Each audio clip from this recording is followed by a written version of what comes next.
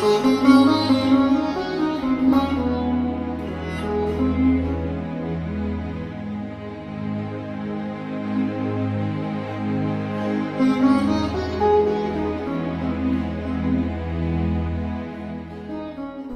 body is composed of many parts and systems.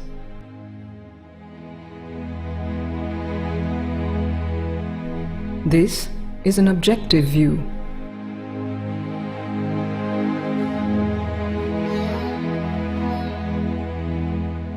Sri Aurobindo gives us a subjective view.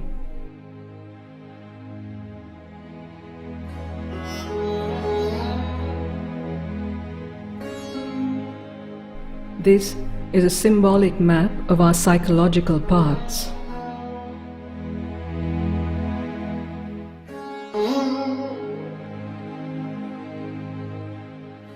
In our normal waking state, we can access only a small part of our consciousness.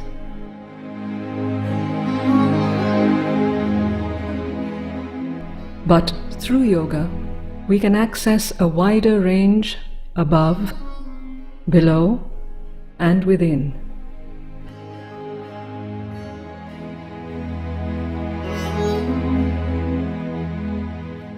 There are two systems in the organization of the being and its parts.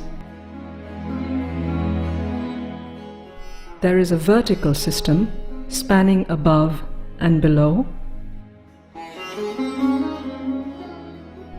There is also a concentric system. These two systems are simultaneously active.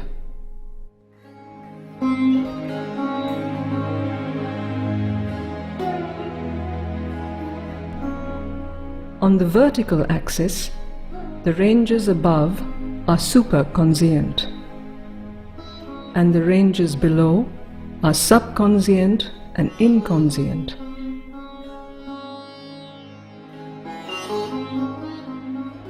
Our normal waking state is only the outer surface of consciousness.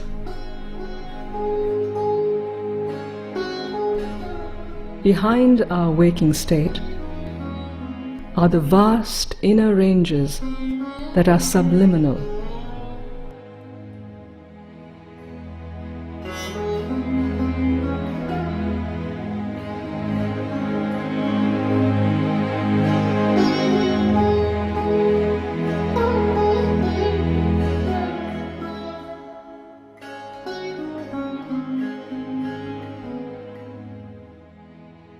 Our true being, the soul, is the inmost.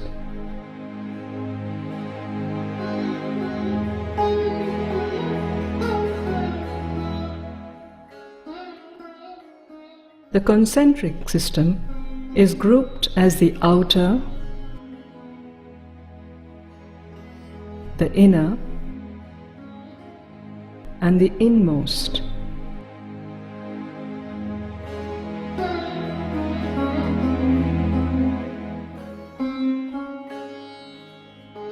We are unaware of what is inner and the inmost, as well as what is above and below. We are aware only of the surface.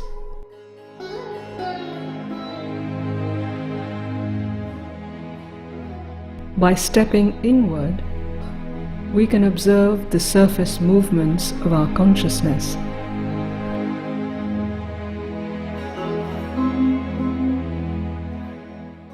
Thoughts are experienced in the region of our head.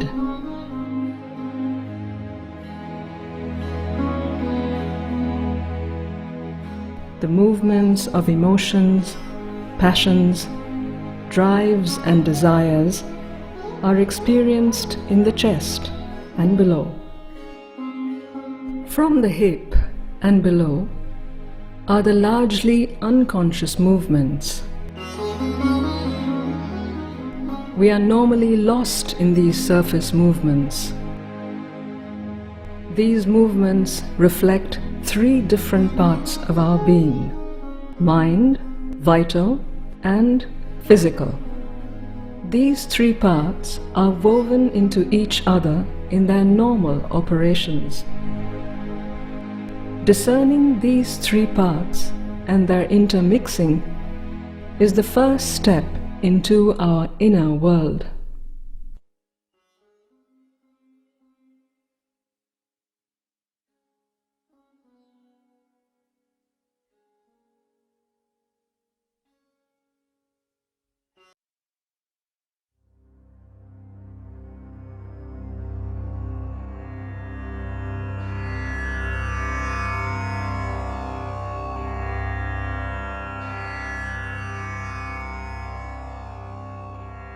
Our body has a consciousness that's quite personal to it.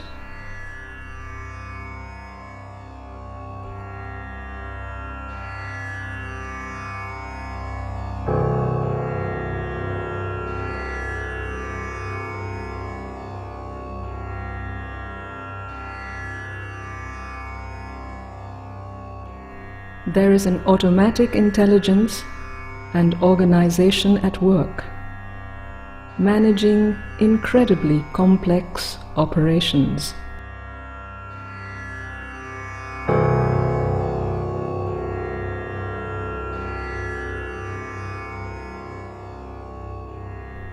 Keeping the body in a dynamic and healthy equilibrium. Our waking state knows only some surface movements of thoughts, ideas, imaginations, waves of emotions, drives, desires, and sensations. We have no access to the consciousness of the body.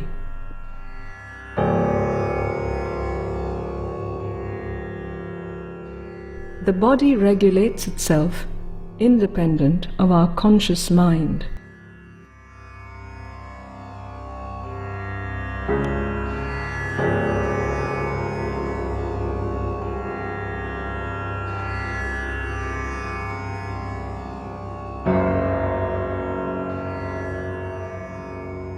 It is habitual in its operations, reflecting the mechanics of matter.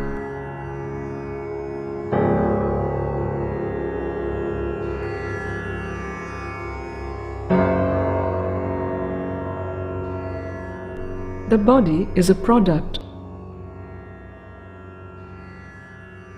of evolution of consciousness in matter.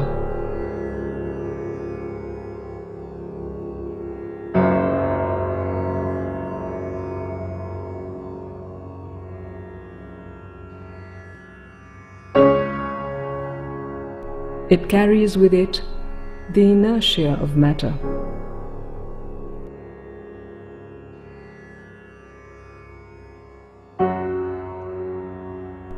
The body consciousness conserves and preserves all its habitual movements.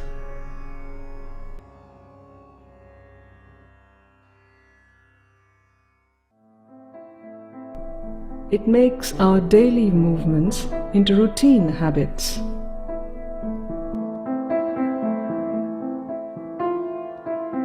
This allows the habits to animate our daily life independent of our conscious mind.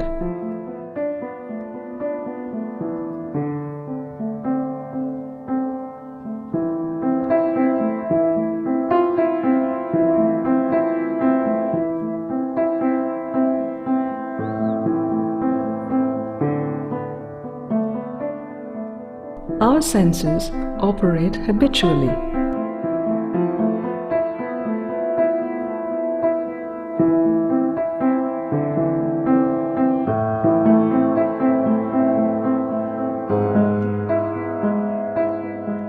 Our desires become habits under the influence of the body consciousness.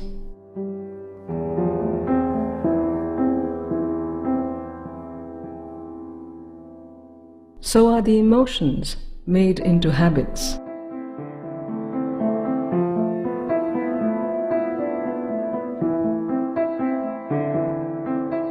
The body consciousness makes even our thoughts into habits.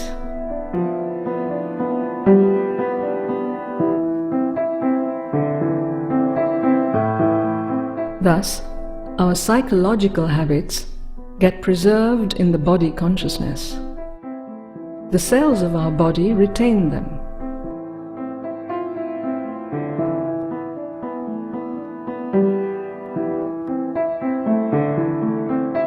As we get old, the habits get etched deeper into the body and will be more difficult to change them.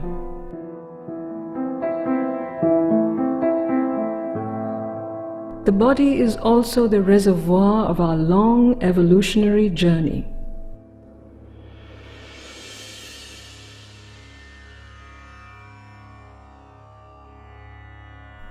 It preserves our past as habitual movements. The physical consciousness is passive, habitual, and mechanical. It responds habitually to external contacts.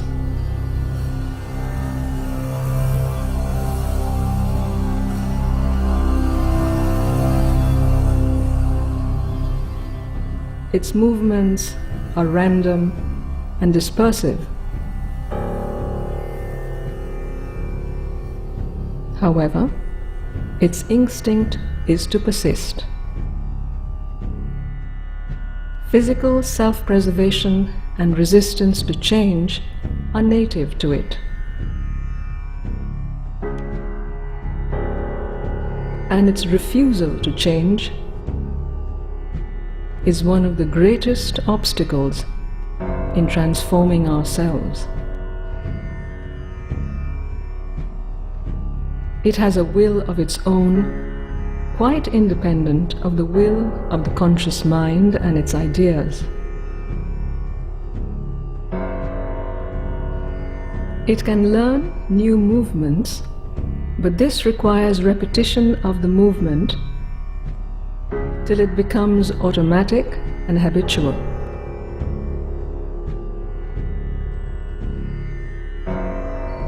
Since the physical consciousness is passive, it can be molded by constant repetition.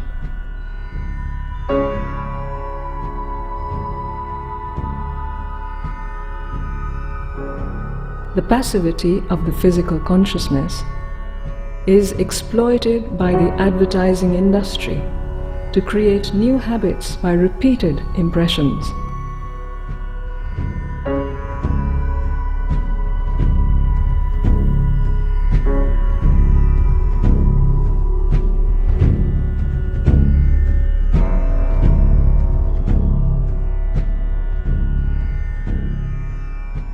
The physical consciousness learns slowly, but once it acquires a skill, it will preserve the skill faithfully and does the movements automatically without any active control by the mind.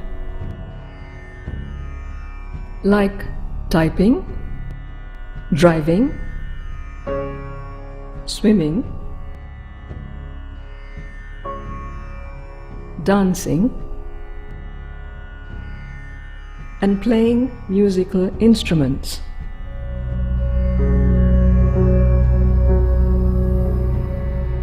These skills stay like a memory in the body.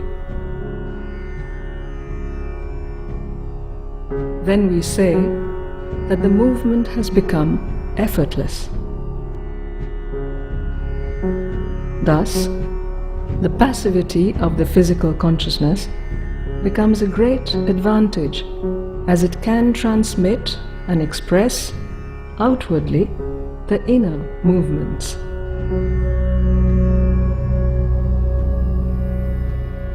The physical consciousness can be made supple and receptive through physical education.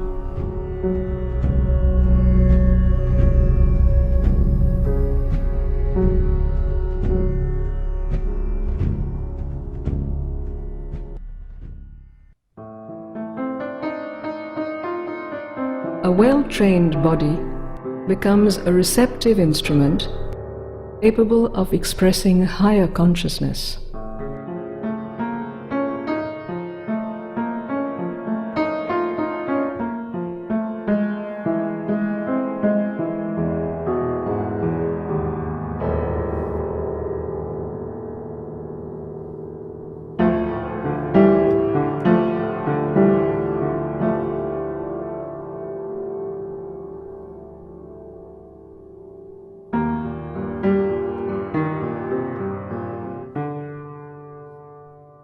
The nature of the vital is fluid and dynamic.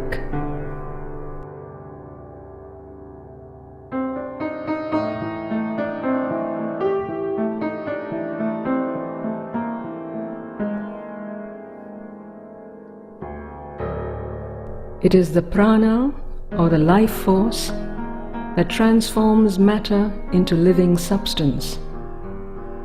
It brings in the movement of growth.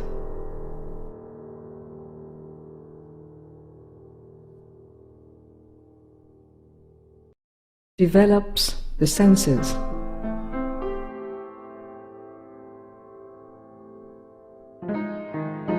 And emerges as complex nerve currents. This life force eventually bursts out as the spectacular vitality and play of life on earth.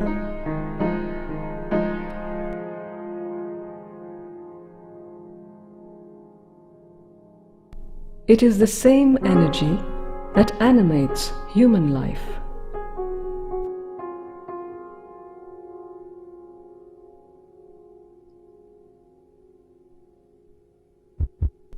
Our breath and heartbeat are the most tangible physical rhythms of the vital energy animating the body. Practices like pranayama and hatha yoga are some of the physical methods which energize and balance the vital energy in the body. Sri Aurobindo approaches the vital energy from a psychological perspective.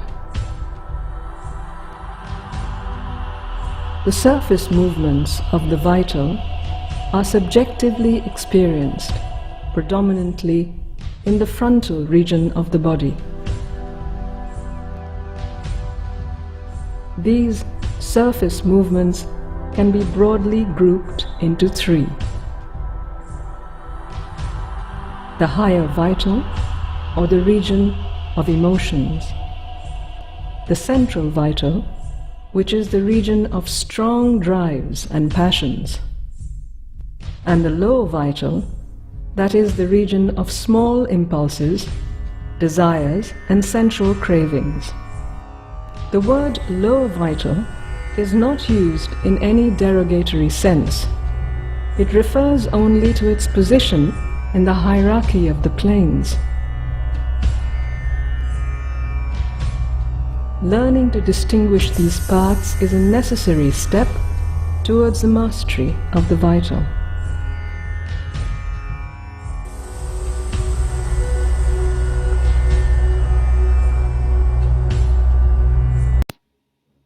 Alegrémonos, porque la locura absoluta que estamos experimentando es una ilusión que está obligando a más y más personas a despertar. Sin embargo, debemos tener compasión por aquellos que son incapaces de despertar, porque la inyección de ARNM ha creado una separación del alma individual. La única manera de salir de la ilusión es el incumplimiento absoluto.